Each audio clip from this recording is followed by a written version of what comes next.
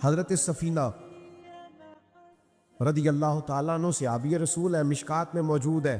ایک قافلے کے ساتھ جا رہے تھے تو رستہ بھول گئے،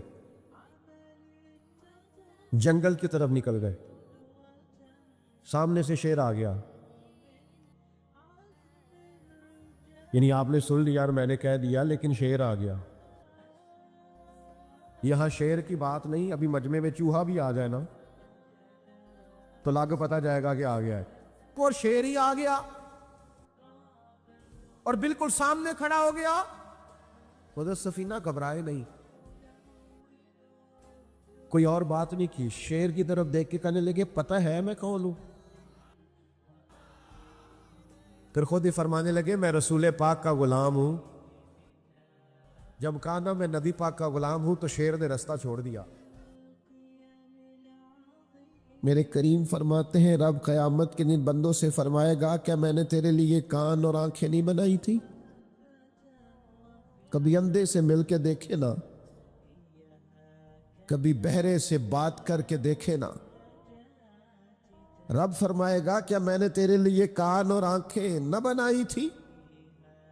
اللہ فرمائے گا کیا میں نے تیرے لیے جانوروں کو، کھیتوں کو مسخر نہیں کیا تھا؟ ہر جانور پر تو سواری کرتا ہے، جانوروں کے گوشت کھاتا ہے، جانوروں کا دودھ پیتا ہے، کھیت کے اندر ہل چلاتا ہے، اناج ہے، پھل ہیں، سبزیاں ہیں۔ وَالَّذِي خَلَقَ لَكُم مَّا فِي الْأَرْضِ جَمِيعًا، زمین میں جو کچھ ہے حضرت انسان کے لیے پیدا کیا۔ اللہ فرمائے گا تیرے لیے کان بنائے، آنکھیں بنائی، تیرے لیے مسخر کیا جانوروں کو، تیرے لیے مسخر کیا کھیتوں کو۔ پھر رب کہے گا میں نے تجھے خوشحالی دی، میں نے تجھے سرداری دی۔ پھر اللہ فرمائے گا یہ بتا کیا تجھے مجھ سے ملنے کا یقین نہیں تھا؟ کیا تجھے یہ خبر نہیں تھی کہ تیری رب سے بھی ملاقات ہوگی؟ تجھے اللہ کے حضور بھی حاضر ہونا ہے، تجھے اس کا یقین نہیں تھا؟ اور حدیث پاک کا جو آخری جملہ ہے وہ ہر دل پر دستک دیتا ہے۔ حضور فرماتے رب فرمائے گا میں بھی آج تجھے اسی طرح ہی فراموش کر دوں گا جس طرح تو نے مجھے بھلا دیا تھا۔ جا، تو نے اگر مجھے بھلا دیا تھا آج میں نے بھی تجھے فراموش کیا۔ دعا کرو ہمارے ساتھ یہ سلوک نہ ہو۔ ہم تو مالک کے کرم کی امید پر ہی قبر میں جائیں گے، اس کی رحمت کی امید پر ہی میدان محشر میں کھڑے ہوں گے۔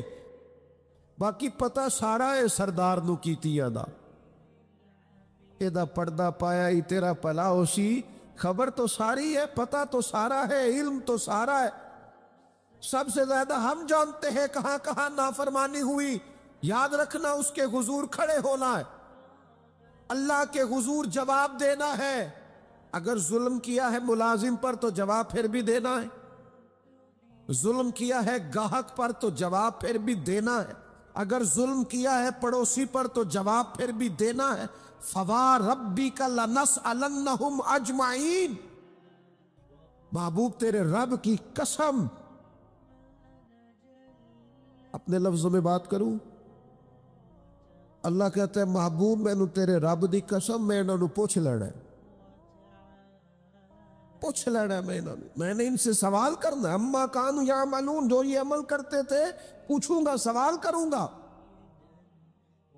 اور میرے نبی پاک صلی اللہ تعالی علیہ وسلم کے غلاموں، اگر ظلم کیا ہے بیوی پر حساب پھر بھی دینا ہے، اگر وراثت کی تقسیم پر زیادتی کی ہے بہن بھائیوں سے حساب پھر بھی دینا ہے، اگر تربیت ٹھیک نہیں کی اپنے بچوں کی تو حساب پھر بھی۔ تم سربراہ تھے ایک ادارے کے، تمہارے پاس امانتیں آتی تھیں، بچے پڑھتے تھے، مجموع کے مجمع تم سے عقیدتیں رکھتے تھے، لوگ تمہیں نیک سمجھتے تھے، ہاتھ چومتے تھے، پھول پھینکتے تھے۔ تم نے بڑی عزتیں سمیٹی، تم نے خوشحالیاں اور سرداریاں سمیٹی۔ فَوَرَبِّكَ لَنَسْأَلَنَّهُمْ،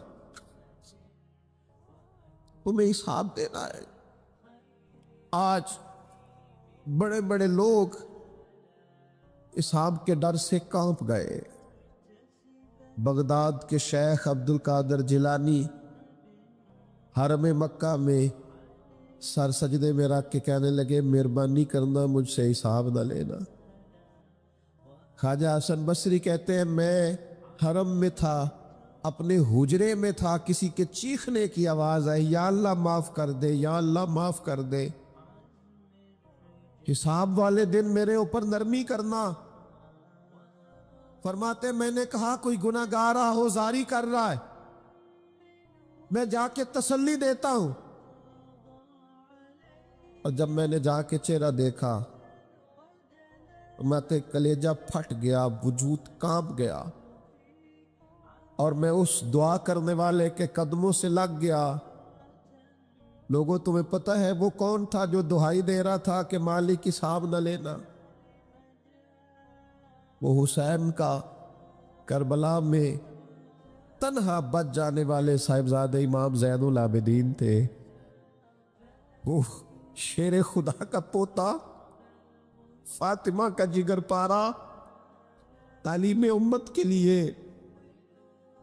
حرم مکہ میں اللہ کے حضور آہوزاریاں کرتا ہے۔ مالک وَلِمَنْ خَافَ مَقَامَ رَبِّهِ جَنَّتَانِ، اللہ کہتا ہے جو میرے سامنے کھڑے ہونے سے ڈرے گا میں 2 جنتیں دوں گا۔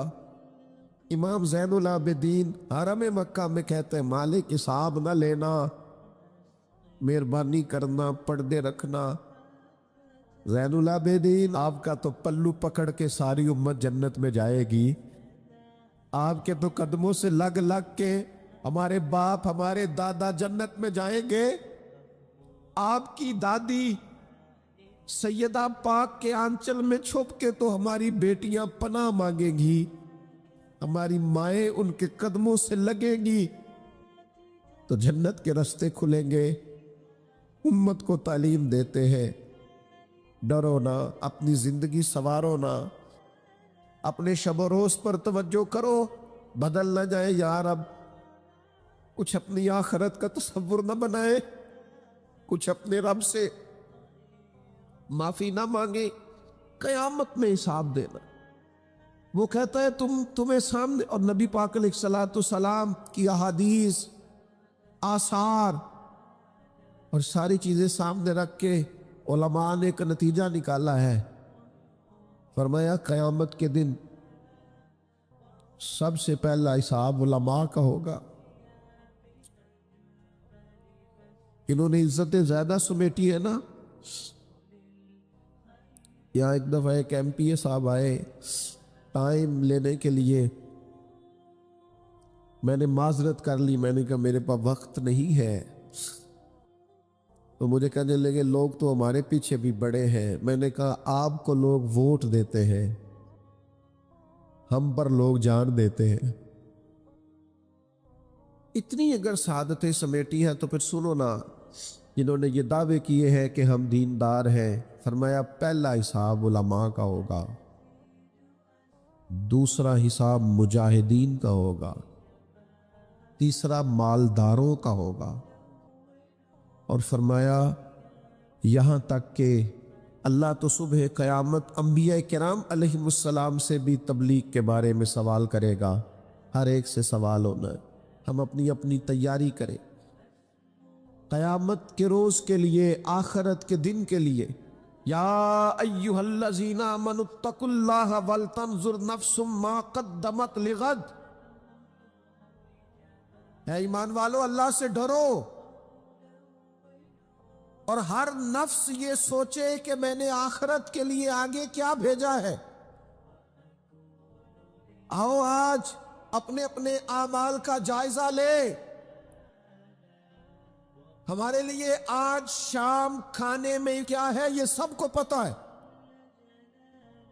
اس ماہ میرے گھر میں کیا آمدن ہے، کیا خرچ ہے، یہ سب کو پتا ہے۔ لیکن رب کہتا ہے وَلْتَنْظُرْ نَفْسٌ مَا قَدَّمَتْ لِغَدٍ، یہ بھی دیکھ تو نے اپنی قبر کے لیے آگے کیا بھیجا ہے، آخرت کے لیے آگے کیا بھیجا ہے۔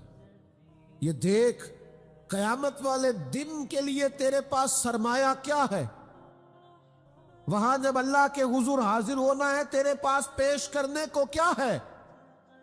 جناب صدیق کے پاس پیش کرنے کو وفا ہے، امت کی خدمت گزاری ہے جناب عمر کے پاس، جناب عثمان غنی کے پاس سخاوت ہے، مولا علی نے ہر میدان میں تلوار چلا کے اسلام کا جھنڈا بلند کیا ہے، حسین ابن علی نے سر دے کر اللہ کے حضور نظر پیش کی ہے۔ میں بھی سوچوں نا یار، آپ بھی سوچے نا، نعمتوں کی بہتات کتنی، ہماری بھری ہوئی تجوریاں، ہمارے آنگن میں کھیلتی ہماری اولادیں، ہمارے ارد گرد ہمارے دوستوں کی لائنیں، ہمارے دسترخوان پر بچھی ہوئی نعمتیں، ہمارا تندرست وجود، ہماری بولتی زبان، ہماری دیکھتی آنکھیں، ہمارے سنتے کان، ہماری سانس لیتی روح، اس سارے وجود سے ہم نے کیا اکٹھا کر کے اپنی آخرت کے لیے بھیجا ہے؟ صبح قیامت کے لیے ہم نے سامان کیا کیا ہے؟ اللہ کے حضور جب ہمیں جواب دینا ہے تو ہمارے دامن میں کیا ہے، کیا پیش کرنا ہے؟ آج اپنے دل سے، اپنی روح سے یہ سوال ہمیں ضرور کرنا ہے، اور ایک بار نہیں 100 بار کرنا ہے، اور بار بار کرنا ہے۔ نبی پاک صلی اللہ تعالی علیہ وسلم نے ارشاد فرمایا ہے، حضور فرماتے ہیں 5 سوال پوچھے گا رب قیامت کے دن، اور جب تک تم ان سوالوں کے جواب نہیں دو گے تمہیں ہلنے نہیں دیا جائے گا۔ ایک یہ پوچھا جائے گا عمر کہاں گزری، سارا وقت ضائع ہو گیا موبائل پہ، سارا ٹائم ضائع ہو گیا خوش گپیوں میں، شغل میلہ، آنا جانا، عمر ساری قیمتی وقت ضائع کر دیا۔ اور پھر ایک سوال، اسی سوال سے متعلقہ دوسرا ہوگا جوانی کہاں گزاری، وہ ساری کھیل کود میں گزر گئی، لہو و لعب میں گزر گئی، گیموں میں گزر گئی، یہ سوال ہوگا۔ اور تیسرا سوال رب پوچھے گا بتاؤ نا مال کہاں سے کمایا، ذرائع آمدن بتاؤ، دنیا میں تو تم نے دھول جھونک لی جہاں دھونکنی تھی، یہاں بتاؤ کہاں سے کمایا، اور کما کر بھی تم مالک نہیں ہوئے۔ چوتھا سوال یہ پوچھا جائے گا بتاؤ مال خرچ کہاں کیا، اور میرے نبی پاک فرماتے ہیں 5واں سوال یہ ہوگا یہ بتاؤ اپنے علم پر عمل کتنا کیا۔ لیکچر دینا آسان ہے، تقریر کرنا آسان ہے، واعظ کرنا آسان ہے، سمجھانا آسان ہے، فیس بک پر اچھی نصیحت لکھ دینا آسان ہے، روز صبح واٹس ایپ پہ سب کو بہترین نصیحتیں بھیجنا آسان ہے، لیکن قیامت کے سوالوں میں سے ایک معتبر سوال ہے، بخاری میں موجود ہے، 5 سوالوں میں سے آخری سوال یہ ہے کہ جو تم جانتے تھے، جس کا تمہیں علم تھا، جو تم نے سیکھا تھا، جو تم نے پڑھا تھا، اس پر تمہارا عمل کتنا تھا؟ کس کو نہیں پتا نماز فرض ہے؟ کس کو نہیں پتا والدین کی خدمت کرنا ضروری ہے؟ حلال حرام کی تمیز سے کون آگاہ نہیں ہے؟ کون نہیں جانتا کہ میرا رویہ تلخ ہے، لوگوں کو تکلیف دیتا ہے؟ کون نہیں سمجھتا کہ میری فلاں فلاں چیز کی وجہ سے فلاں فلاں لوگ تڑپتے ہیں، سسکتے ہیں، روتے ہیں؟ بہت ساروں کو پتا ہے کہ میری بیوی، میرے بچے، یہ کچھ عورتوں کو پتا ہے میرا شوہر، میرے خاندان والے میری وجہ سے تکلیف میں، بہت سو کو پتا ہے میری وجہ سے میرے پڑوسی تکلیف میں، بہت سو کو پتا ہے میری وجہ سے میرے ملازم تکلیف میں ہے۔ تم سے پوچھا جائے گا اپنے علم پر کتنا عمل کیا، وہ جو تم جانتے تھے، جتنا تمہیں شعور تھا۔ آج پوری امت مسلمہ میں کیا ہو رہا ہے؟ تقریریں، واعظ و نصیحت، فقط واعظ و نصیحت۔ اقبال کہتے ہیں مسجد تو بنا دی شب بھر میں، ایمان کی حرارت والوں نے. اور یہ دیکھنا کیا کہتے من اپنا پرانا پاپی تھا، برسوں میں نمازی بن نہ سکا. اور اقبال بڑا اپدیشک ہے، من باتوں میں موہ لیتا ہے. بڑی سونی باتیں کرنی آتی ہے ہمیں. اقبال بڑا اپدیشک ہے. یہ من باتوں میں موہ لیتا ہے پر گفتار کا قاضی ہے یہ بنا. کردار کا غازی بن نہ سکا. گفتار کا قاضی غازی بننا آسان ہے، لیکن اپنے عمل میں نکھار لانا. ہاں، سب سے پہلے دو چیزوں کا حساب ہونا قیامت میں، یاد رکھیے گا. اعمال میں سب سے پہلے نماز کا حساب ہوگا. حضور نے فرمایا کافر اور مومن کے بیچ فرق ہی نماز کا ہے. اور حقوق العباد میں سب سے پہلے قتل کا حساب ہو.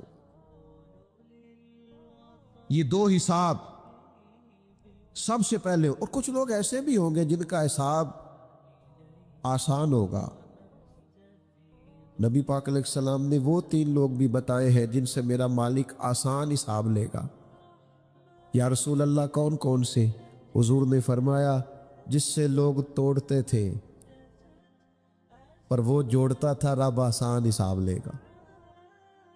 اور کریم فرماتے ہیں یہ آپ نے بھولنے نہیں، یہ لب لباب ہے ساری گفتگو کا، یاد رکھ. فرمایا جو تجھے محروم کرے اسے عطا کر، جو تجھ سے توڑے تو اس سے جوڑ، اور جو تجھ سے زیادتی کرے تو اسے معاف کر دے. اللہ قیامت میں تجھ سے آسان حساب لے گا. اللہ تیرے لیے قیامت میں آسانی پیدا کر دے گا. میرے بھائیوں، ایک اور بندہ بھی ہے جس سے قیامت میں بڑا آسان حساب ہوگا. کریم محبوب علیہ السلام نے فرمایا جس کے سینے میں حسد نہیں نہ ہوتا، جس کے دل میں بغض نہیں ہوتا، جس کے دل میں کینہ نہیں ہوتا، سانو تخت ہزارے دی لوڑ کی ہے. وہ اسی کسے دے کچھ بھی نہیں لگ دے، نہ کوئی ساڈا دردی. وہ جو سینہ بالکل، جن کا سینہ بے کینہ ہوتا ہے نا، کشادہ دل، سب کے لیے پیار، سب کے لیے محبت، سب کے لیے وارفتگی، ہر ایک، سارے سمجھتے ہیں مجھ سے ہی پیار زیادہ ہے. سینہ کشادہ ہے، دل بڑا ہے. فرمایا جن کے سینے کشادہ ہوں گے، بغض سے، عداوت سے، حسد سے، کینے سے پاک ہوں گے، اللہ قیامت میں آسان حساب لے گا. اچھا، میرا وجدان کہتا ہے کہ میرے نبی پاک کے پاک لفظوں کا معنی یہ ہے قیامت میں رب ان سے فرمائے گا جاؤ میں نے تمہیں معاف کیا. جن کے سینے صاف ہوں گے، دل صاف ہوں گے، پاک ہوئے تے پاک ہی ملدا ہی، بنا پاکوں پاک نہیں ملدا. سارے وجود نو دھون دے نالوں اکو دھولا ٹکڑا دل دا. دل ہو صاف، دل ہو کشادہ. 14 طبق دلے دے اندر اسا تمبو وانگو تانے ہو. یہ تمبو دیکھ رہے ہو نا، چھاؤں دے رہا ہے نا، جل رہا ہے نا. درویش کہتے ہو 14 طبق میرے دلے دے اندر تے میں تمبو وانگو تانے ہوں، دل دریا سمندروں ڈونگے. یہ کون دلان دیا جانے ہوں اسا کیتی ہے جان حوالے رب دے. ایسا عشق کمایا مرن تو پہلو ہی مر گیا باہو، تا مطلب نو پایا ہے. چھوڑ دیے جائیں سارے کینے. جب قیامت میں اللہ کے حضور حاضری کا ڈر ہو نا، تو پھر نہ بندہ بددیانت نہیں ہوتا، بے ایمان نہیں ہوتا. لاکھوں کروڑوں اربوں بھی آئیں تو کبھی بھی اس کی رال نہیں ٹپکتی، کبھی بھی اس کا دل للچاتا نہیں. اور اگر لوگ بددیانت ہو جائیں تے چوری ککھ دی بھی تے چوری لاکھ دی بھی، پھر لوگ 1 روپیہ بھی نہیں چھوڑتے. پھر ذرا ذرا سی بات پہ بددیانت ہوتے ہیں. صحیح بخاری مسلم میں حدیث ہے. نبی پاک علیہ السلام فرماتے ایک شخص نے زمین بیچی، دوسرے نے خرید لی. جب وہ خریدنے والے نے اسے کھودا تو اندر سے خزانہ نکل آیا. مجھے بتاؤ خزانہ نکلے تو لوگ چھپاتے نہیں پھرتے؟ لوگ تہ کے اندر نہیں لے کے جاتے؟ وہ خزانہ نکل آیا. اس نے کیا کیا؟ وہ لے کے اس شخص کے پاس چلا گیا جس سے اس نے زمین خریدی تھی. کہنے لگا یار تیری زمین سے خزانہ نکل آیا, میں نے زمین خریدی تھی, خزانہ تو نہیں نہ خریدا تھا. یہ ذرا دیانت کا عروج دیکھو, تقوی کا نور دیکھو. یہ دیکھو باطن کیسے تھے لوگوں کے, اربوں کروڑوں روپیہ. یہ حضور بیان فرما رہے ہیں, بخاری مسلم میں موجود ہے. کریم فرماتے ہیں اس شخص نے جا کے کہا بھئی میں نے زمین خریدی تھی, خزانہ نہیں خریدا تھا, لہذا یہ تیرا ہے. وہ بھی رب کا بندہ تھا. کہنے لگا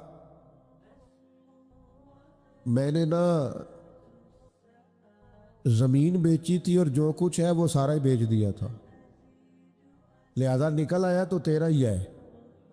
میرا ہوتا تو جب میرے پاس تھی تب نکلتا, لہذا تیرا ہی ہے. دونوں میں بحث ہونے لگ گئی. وہ کہتا ہے تو رکھ, وہ کہتا ہے. آج کل کیا ہوتا ہے, وہ ذرا مہنگی ہو گئی نا, سڑک گزر گئی, کہتے ہیں مکر جاؤ. زمین ذرا مہنگی ہو گئی ہے, کو تھوڑا ریٹ اور لگ گیا, خزانہ نکل آیا.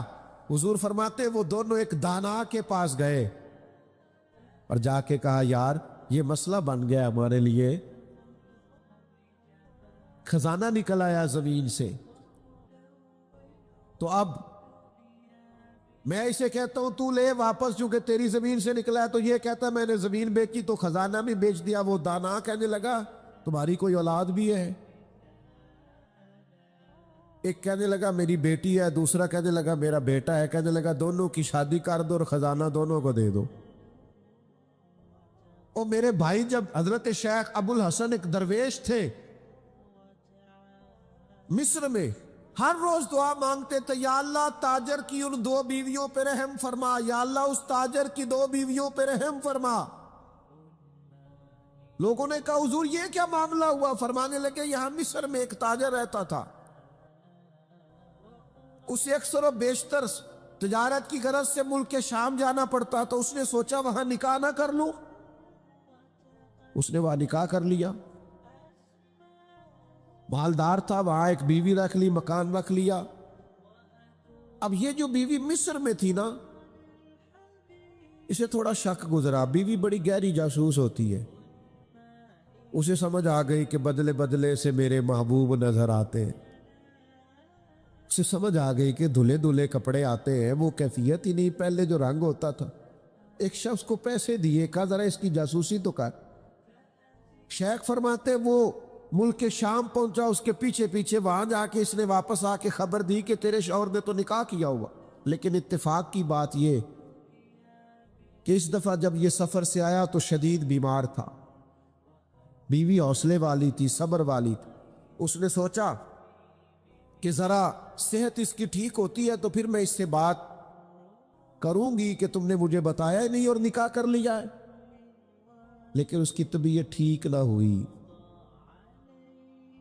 وہ زیادہ بیمار ہوا حتیٰ کہ انتقال کر گیا. اولاد کوئی نہیں تھی. اس بیوی نے عدت گزاری اور پھر جتنی جائیداد تھی اس کا وہ حصہ جو دوسری بیوی کا بنتا تھا وہ سارا اونٹوں پہ رکھا اور مصر سے لے کر شام پہنچی اپنے بھائیوں اور عزیزوں کے ساتھ. اور اسے جا کے کہنے لگی زمانہ تو نہیں جانتا پر میں تو جانتی ہوں نا, اللہ کو جواب دینا ہے.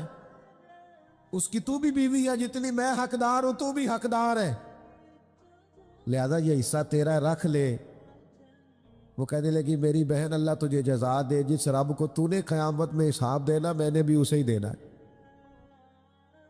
میرا شوہر یقیناً میرا شوہر تھا, میرا اس سے نکاح ہوا تھا, پر اس دفعہ جب وہ آیا تو شدید بیمار تھا. کہنے لگا شاید میں بچ نہ سکوں. وہ ایک مکان مجھے دے گیا, کچھ مجھے میرا حصہ دے گیا اور مجھے طلاق دے گیا. کہنے لگا کہ تو جہاں چاہے نکاح کر لینا, میری صحت مجھے لگتا ہے کہ اب وقت جانے کا آ گیا. کہنے لگی بہن چونکہ مجھے طلاق ہو گئی تھی اب میں اس میں سے حصے دار.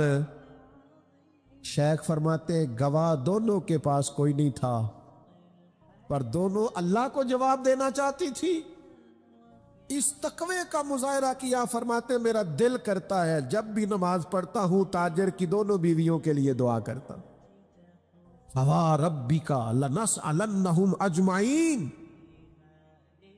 محبوب تیرے رب کی قسم قیامت میں ان سے حساب لوں گا۔ یہ جو آخرت کا تصور ہے نا، حضرت ابو ذر غفاری رضی اللہ تعالیٰ عنہ نے اپنے غلام سے کہا جو بہترین اونٹ ہے وہ اللہ کے رستے میں خرچ کر دو، خیرات کر دو، بہترین۔ شام کو سیدنا ابو ذر غفاری رضی اللہ تعالیٰ عنہ تشریف لائے تو وہ جس اونٹ کے بارے میں آپ اشارہ کر کے گئے تھے خرچ کر دینا، اللہ کے رستے میں دے دینا، وہ بندھا ہوا ہے، اور اس سے جو دوسرے نمبر کا کم، اس سے جو کم قیمت کا تھا، باقی سب میں بہتر لیکن اس سے کم قیمت کا وہ اونٹ آپ کے غلام نے اللہ کے رستے میں خرچ کر دیا، خیرات کر دیا۔ تو آپ فرمانے لگے یار میں نے تمہیں کہا تھا یہ اونٹ دینا۔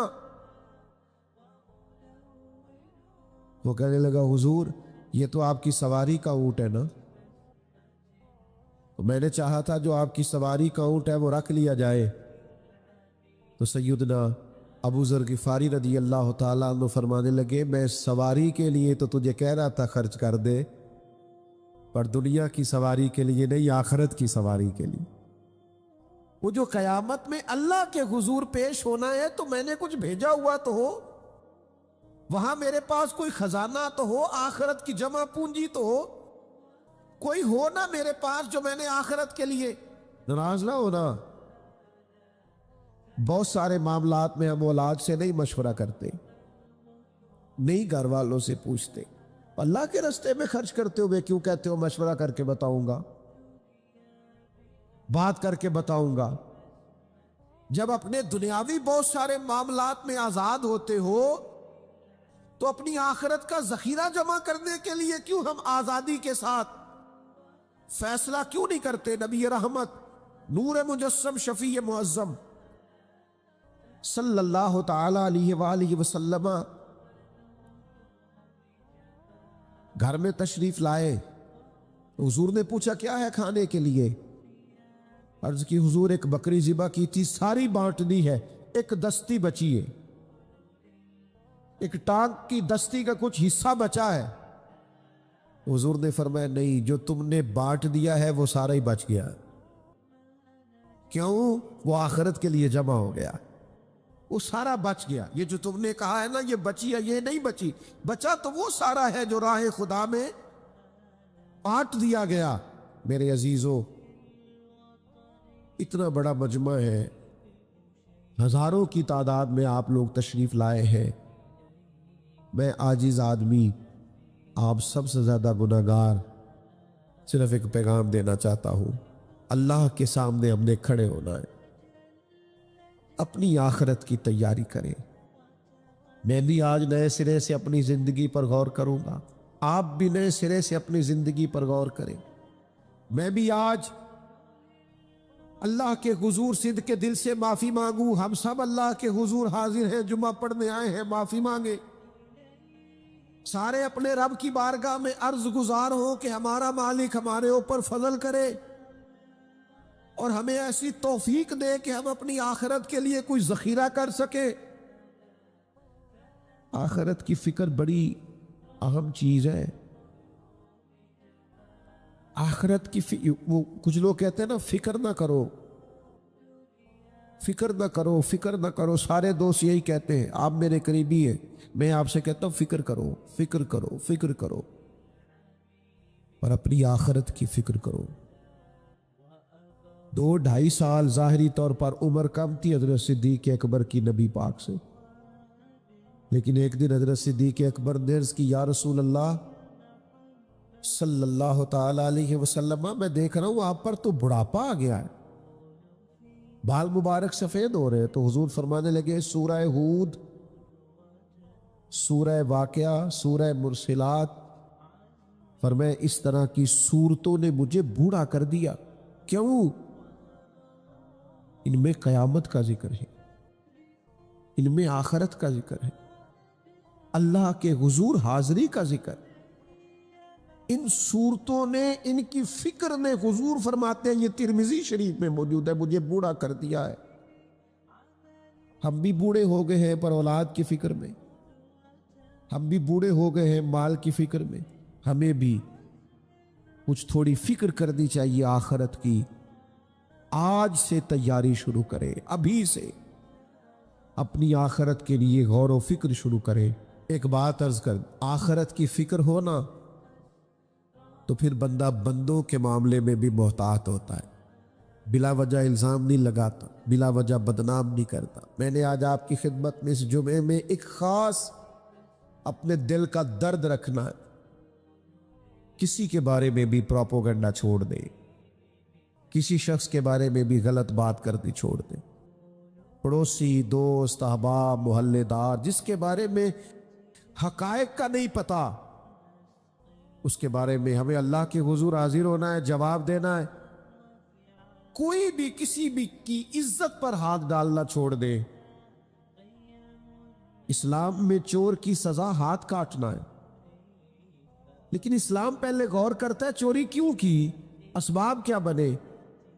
حضرت عباد بن شرجیل رضی اللہ تعالیٰ عنہ کہتے ہیں، میں نے اپنے پڑوسی کی باغ سے کچھ پھل لے لیے تھے، کچھ کھا لیے تھے، کچھ میں نے اپنی چادر کے پلوں میں چھپا لیے۔ ابن ماجہ میں موجود ہے، مسند احمد میں موجود ہے، دیگر کئی کتب احادیث میں موجود ہے۔ فرماتے اس نے مجھے پکڑ لیا، حضور کی بارگاہ میں لے گیا،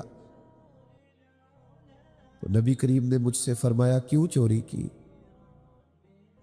بات کو سمجھنا۔ عرض کی حضور بچے بھوکے تھے، تکلیف میں آ گیا۔ اب پتہ اس چوری کے لیے حضور نے کیا فیصلہ کیا؟ نبی پاک اس کے پڑوسی سے فرمانے لگے، جب بھوکا تھا تم نے روٹی کیوں نہیں دی؟ جب یہ جاہل تھا علم کیوں نہیں دیا؟ اور فرماتے ہیں میری سزا حضور نے یہ سنائی کہ ایک اونٹ بھر کے مال کا مجھے دیا گیا۔ دوستو، الزام تو لگا دیتے ہو کہ فلاں غریب آدمی بار بار مانگتا ہے، فلاں بار بار ستاتا ہے، فلاں قرض مانگتا ہے۔ اپنی آخرت سے ڈرے، دیکھے تو صحیح لوگ مجبور کیوں ہیں، تنگ دست کیوں ہیں، پریشان کیوں ہیں۔